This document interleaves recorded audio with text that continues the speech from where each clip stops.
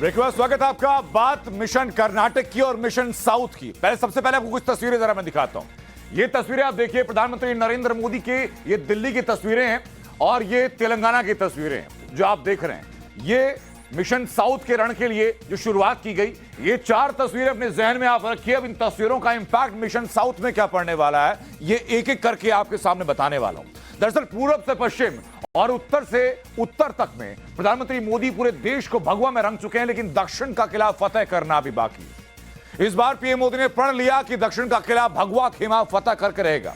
BJP ने कर्नाटक के बाद तेलंगाना में बड़ी विजय का ब्लूप्रिंट अपने प्रण को पूरा करने के लिए प्रधानमंत्री नरेंद्र मोदी फरवरी के दूसरे हफ्ते में अब हैदराबाद जाने वाले हैं। लेकिन हम ये क्यों कह रहे हैं कि तेलंगाना में इस बार भगवा खेमा बड़ा खेला करेगा, उसके पीछे की वजह बताऊंगा।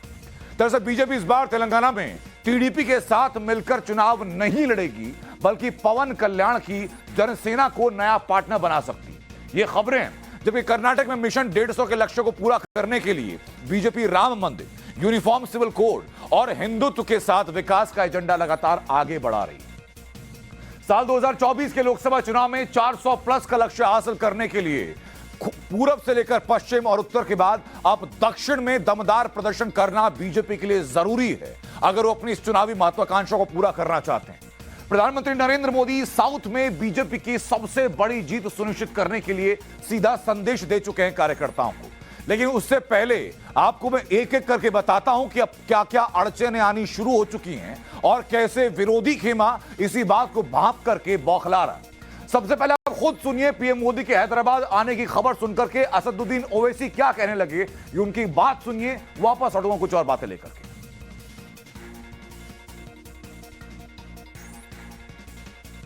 यहां पर अनाप शनाप लोग बोलते हैं हमारे बारे में और केसीआर उनसे डरते हैं। वजीर आजम साहब, ना केसीआर हमसे डरता, ना हम उनसे डरते, ना आपसे डरते, हम सिर्फ अल्लाह से डरते। अरे कब तक डर दिखाएंगे?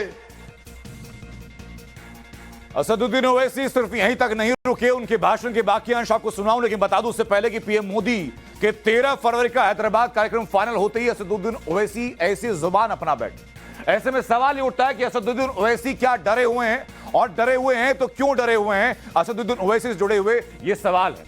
कर्नाटक में ओवैसी लव जिहाद जैसे मुद्दे लगातार क्यों उठा रहे हैं? क्योंकि अपने भाषण में असदुद्दीन ओवैसी ने इसी शब्द का इस्तेमाल किया जिस शब्द के आमतौर पर इस्तेमाल से बचा जाना चाहिए। सवाल यह भी कि क्या विकासवादी एजेंडे से ओवैसी डर चुके हैं, और इन जैसे सवालों का उत्तर असदुद्दीन ओवैसी के व्यवहार में लगभग उत्तर सामने आता जा रहा है। कर्नाटक का चुनावी समर करीब आते ही ओवैसी ने क्यों आखिरकार लव जिहाद का मुद्दा छेड़ दिया, इसके पीछे एक वजह है। वो वजह बताऊं उससे पहले ये बयान आप सुनिए। फिर आप देखते हैं कि कर्नाटका में इलेक्शन हो रहे, तो कर्नाटका में बीजेपी का एक लीडर है, इसका नाम नलीन कतील है। उन्होंने क्या बोल रहे, ए रोड, ड्रेनेज, पानी कुछ मत बात करो, खाली लव जिहाद, लव जिहाद। जिस शब्द से असदुद्दीन ओवैसी को ऐतराज था, अब उन्हें लगा कि शायद चुनाव में इस शब्द का फायदा हो जाए, तो उसी शब्द का राग अलापना शुरू कर दिया असदुद्दीन ओवैसी ने। लेकिन अब सवाल ये उठता है कि ओवैसी कर्नाटक में आते ही विकास, शिक्षा, रोड जैसे मुद्दे जो देश को आगे ले जाने के लिए जरूरी उन्हें भूल जाते हैं और लव जिहाद को एजेंडा क्यों बनाने लगते हैं? क्या इसके पीछे उनका लक्ष्य कर्नाटक के 12% मुस्लिम वोट बैंक को उकसाना है और उन्हें कांग्रेस और जेडीएस के पाले से खींच करके एआईएमआईएम के पाले में लाना है? क्या यह महत्वाकांक्षा असदुद्दीन ओवैसी की?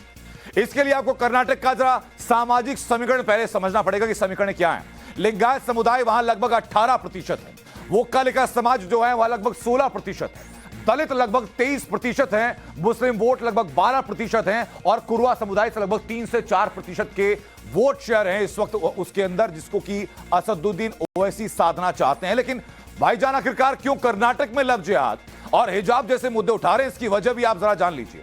दरअसल मुस्लिम वोटर जो वहां पर हैं वो 12% से कुछ ज्यादा हैं। ऐसी 60 सीटें हैं जिन पर मुस्लिम वोट बैंक निर्णायक क्षमता में है। 19 सीटें ऐसी हैं जहां 30% से ज्यादा मुस्लिम वोट बैंक है। 22 सीटें ऐसी हैं जहां 25% से ज्यादा मुस्लिम वोट बैंक है।